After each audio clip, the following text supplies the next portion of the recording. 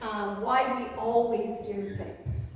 So I'll get going here. Can we all hear me okay? Yes. Okay, I'll try not to start. So I usually start with a joke, or I always start with a joke. So I left it to John Oliver to do it this week. And I hope you aren't really offended if you're cow-loving people, but I used to work with cows, and trust me, they're not off the mark on that. So anyway, what we're talking about is, this week, is up until now. So I want you to think of a phrase in which you would always use "I always" in front of. Can you think of a phrase? Maybe "I always have pasta on Friday nights." Anybody got an "I always"? I always buy the same groceries. Do ya? Yeah? I always eat breakfast. Always eat breakfast. Delphine, good. Anything else? Always mount a horse on the left side. Is there anything else? Always love the sun. Always love the sun. Yeah, lovely. So there's other things that we have a tendency to stick our feet in, right? I always read to my children at night. I always went to the center on Sundays. That's a good one. Always, so when we say we're always, most of the time, a lot of the time, it's okay. But what happens if the "I always" go month after month after month, year after year after year? What occurs? Habits. Habits form, right? I always have a coffee first thing. I always check my phone first thing. I always make the bed before I go downstairs. All of these seemingly little unimportant habits actually have a tendency, am I a little loud? Oh, okay. I'm always a little paranoid at the beginning of that. So, and I'm always. So what it does is it creates these little grooves in our brain, and I'll kind of give you a little bit more of a background on that, which when you get in a rut, as we're doing anybody driving these days, and it's really hard to get out of a rut. Now, I drive a Mini Cooper. Not a lot of clearance, so sometimes you're going, the rut's okay, and then I'm looking going, oh my gosh, I'm gonna be hanging up there if I don't get off out of these ruts. Takes a lot, doesn't it? Like, you think about it, you've gotta really crank that wheel. I got a standard, so I gotta put it down, keep pulling over. Same thing with your brain. Exact same thing happens with your brain. So that's why habits are so hard to give up. So I have one this week. I watched this lovely little Instagram bit about how many months you have in your life, and how many are gone, and how many you spend sleeping, and how many you spend eating, and how many you spend in the bathroom doing all your lovely things. And they were talking about the generation right now, but I think could totally go to pretty much any of us.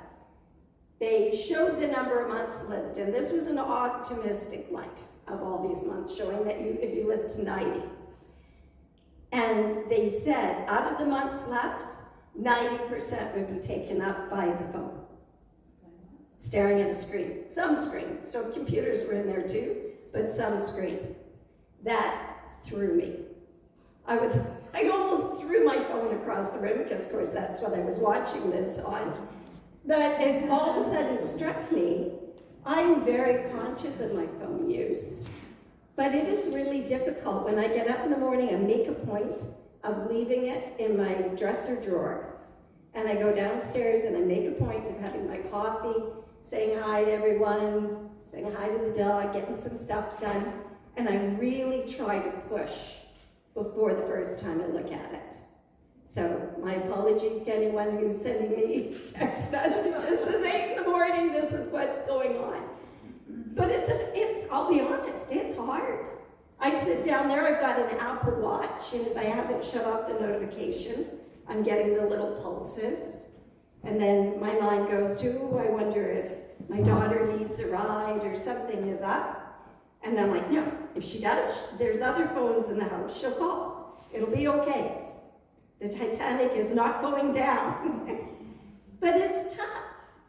So the reason being, with the I always is that we're creating something that we know is hard to get out of.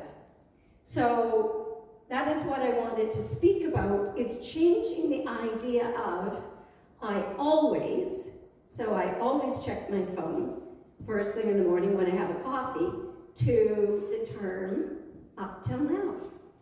So what does the term up till now give you when you say that? Options. Options. Yeah, thank you, Terry. Delphine, yes, options. It's more open, isn't it? If I say I always do something, but I change the language to myself, that up to now, I've always checked my phone. That gives me that opportunity, that little bit of what they call stepping back. Stepping back from an idea that you're frozen into one way of doing things. It opens up that concept. So now I try really hard when I say I always make it this way. And someone said, oh, if you tried such and such, and I'll say, oh no, I've always made my pasta carbonara like this. Now I will say, oh, up till now, but this looks like a really good idea, let's try it. So our brain is wired to keeping you in your habits. And does anyone know why? Comfortability. Sorry? Comfortability. Comfortability, yeah. Muscle memory. Yeah, muscle memory, absolutely, both those things. The reason being is the brain uses a tremendous amount of energy. We realize that as far as metabolism goes, your brain is an energy burner. You might not realize that, but lots of calories are used up. So the brain looks for ways to simplify things. So you think when you started to learn to tie your shoe, remember that was like, you maybe even had a little story to it, you know, make your rabbit ears once around the block, you know, sneak through the hole, whatever you did. But remember, it was hard for the first while. Now, when's the last time you thought about tying your shoe?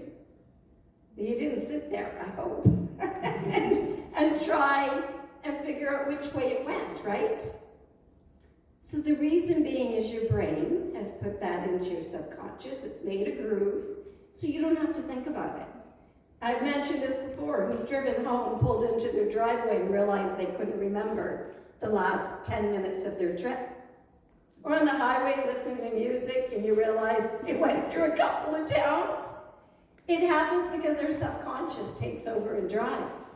So when they come up with all these, you know, lovely self-driving vehicles, I say, well, I've kind of got one. I just consciously check out and the subconscious drives me. Does make people feel really safe, though.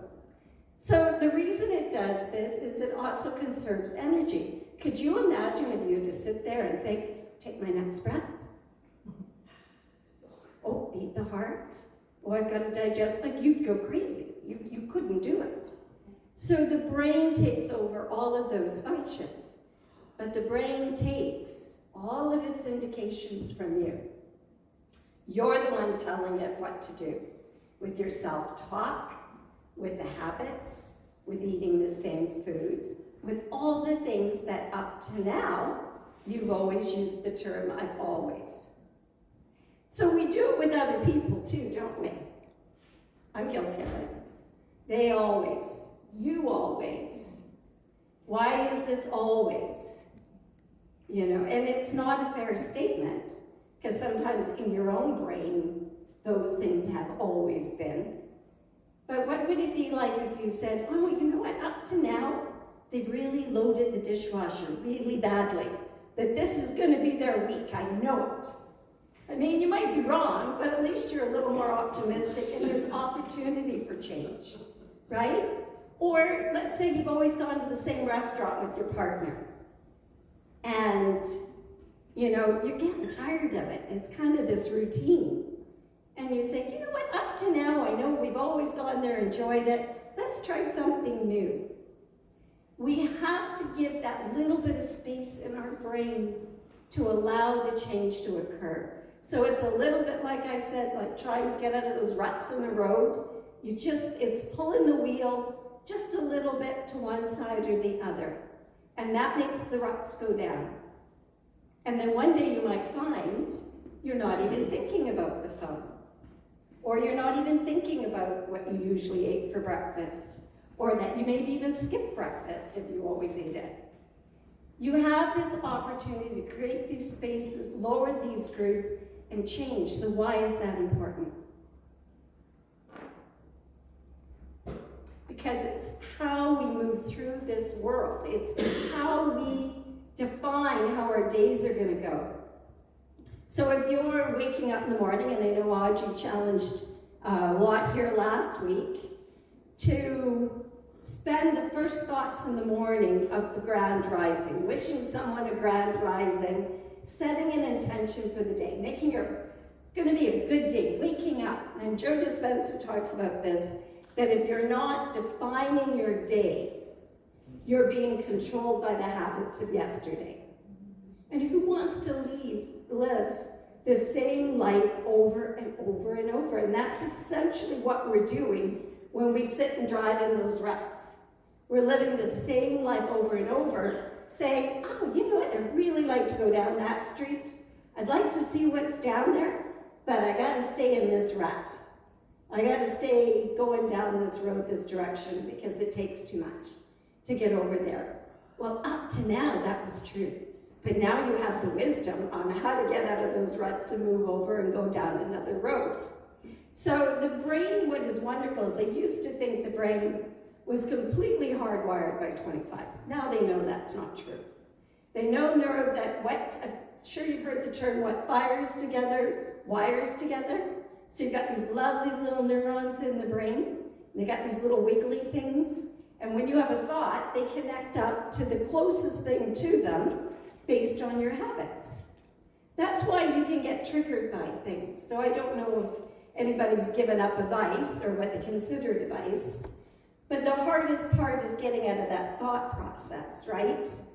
So it's Friday night, the Jets game's on, I'm gonna have a glass of wine. You decided to go through January or February and not have that glass of wine during the game. They started the game, just the very might want you going looking for the red wine. So it's a trigger because those two little wires are super close to each other. So when you have the thought, it goes looking for the closest connection, the easiest route.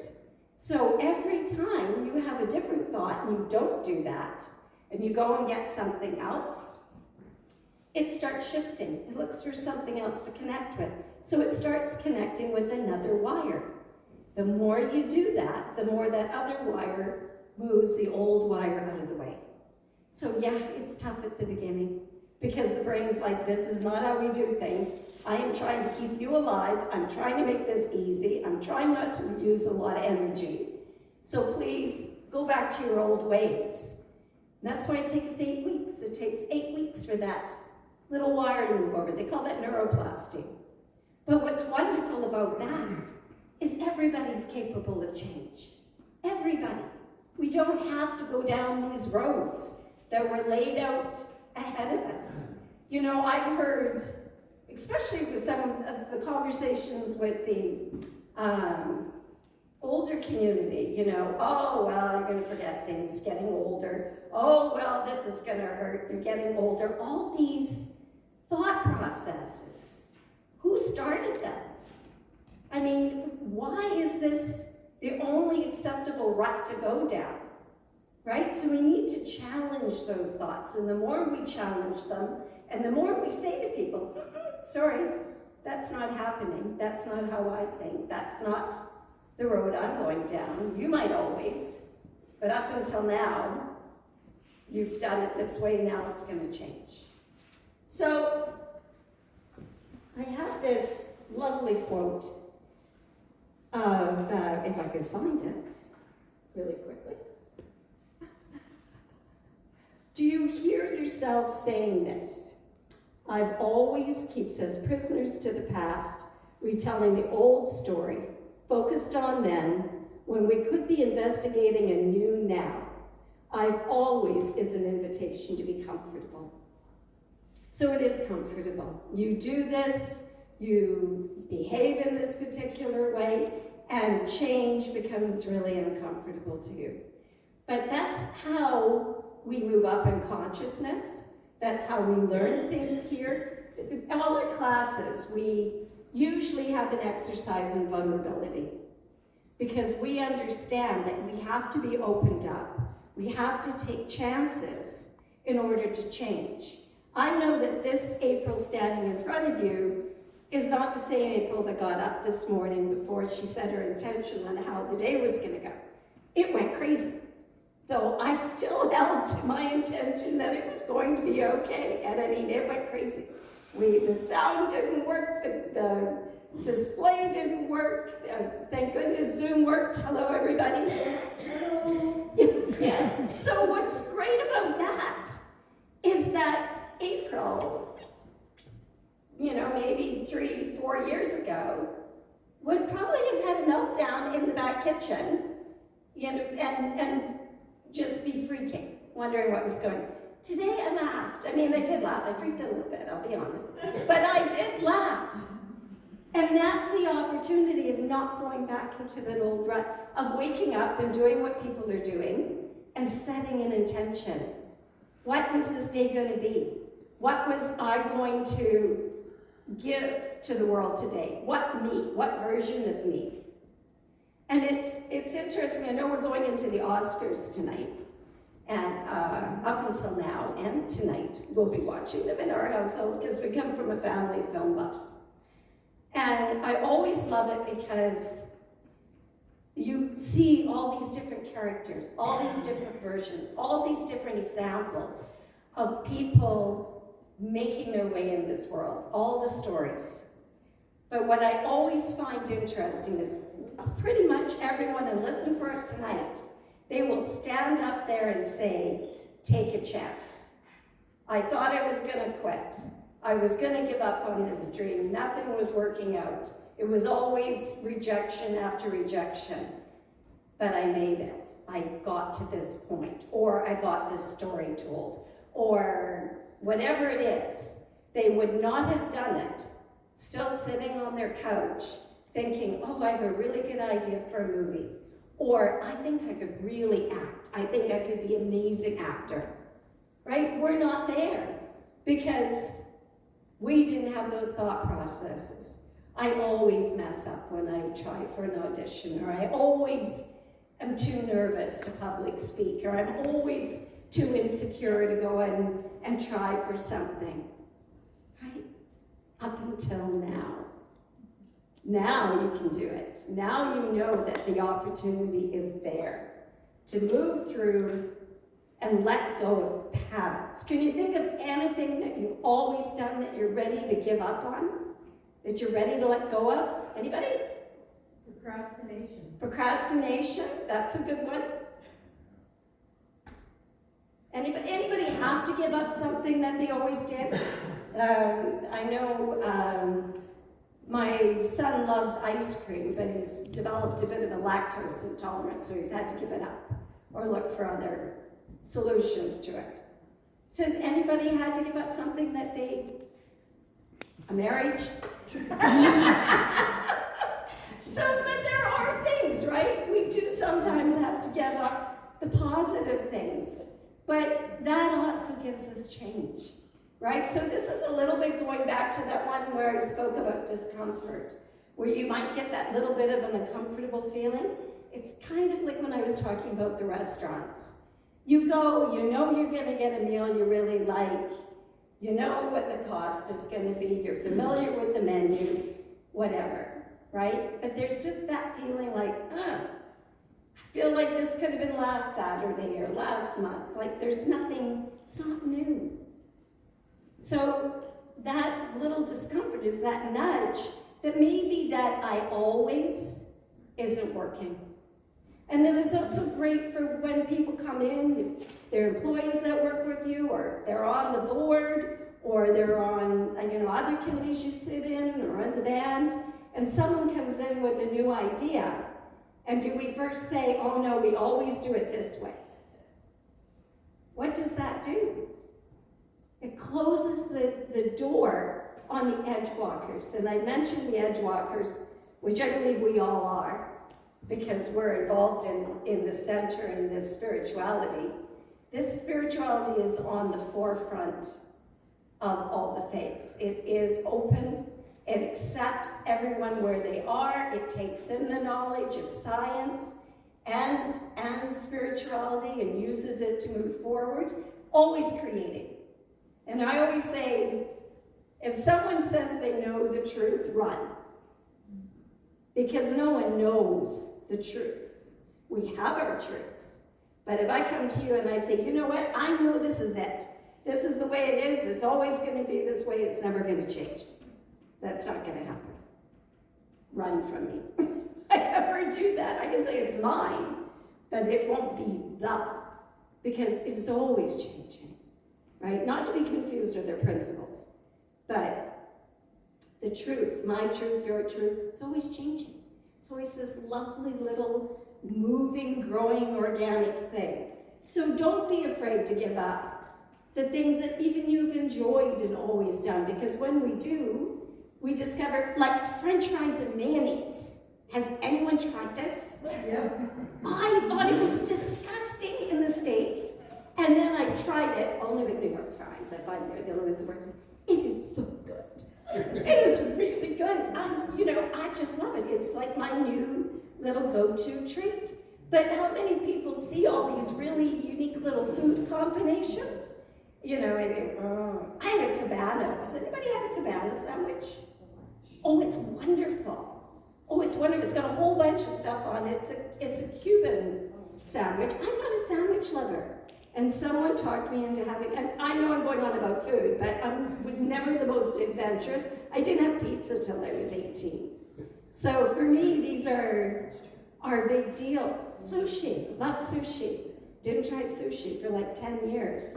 Now it's like, woo, let's get some sushi. So when we try things, our life gets bigger. We grow, we get bigger. Opportunities start. The band and learning their new songs all the time. It just gets bigger, and the world benefits. It's not just you that grows, the world grows. We all get to experience it. We get to see you come in here with new gifts, new ideas, new edge-walking ideas, and you help this center grow. So let's take a chance to look at the things we've always done and maybe stop and say, you know what? Up to now we've done it this way. There's opportunities to try new things. There's opportunities for new ideas. Come and tell us. What would you like to try here? I'm even liking the fact that people are in different seats today. This is quite nice. Usually over here, it's lovely.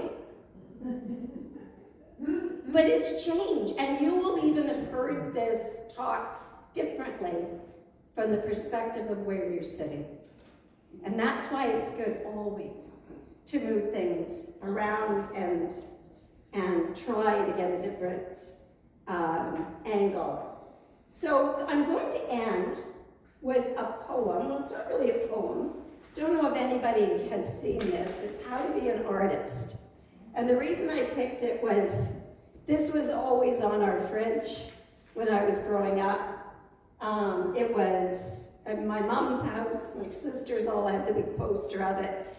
It was kind of the theme for how they wanted to experience life, changes they want. And they were people that had habits and always did things a particular way. But what I love about this is it makes you an artist of your own life. And these are just suggestions for this person. You can take some of the ideas, but maybe do your own. Maybe sit and look at the things that I always, and try and say, okay, up to now, what can I flip? So, how to be an artist. Stay loose. Learn to watch snails. Plant impossible gardens. Invite someone dangerous to tea. Make little signs that say yes and post them all over your house. Make friends with freedom and uncertainty. Look forward to dreams. Cry during movies. I do that one really well. Swing as high as you can on a swing set by moonlight. I've done that. It's wonderful. Cultivate moods. Refuse to be responsible. Do it for love. Take lots of naps. Give money away. Do it now. The money will follow. Believe in magic. Laugh a lot. Celebrate every gorgeous moment. Take moon baths and have wild imaginings. Transformative dreams and perfect calm. Draw on walls. Read every day. Imagine yourself magic. Giggle with children. Listen to old people. Open up, dive in, be free, bless yourself. Drive away fear and play with everything. Entertain your inner child. You are innocent. Build a fort with blankets. Get wet, hug trees, and write love letters. Up until now, I hope you've tried some of these. And change is on its way. And so it is.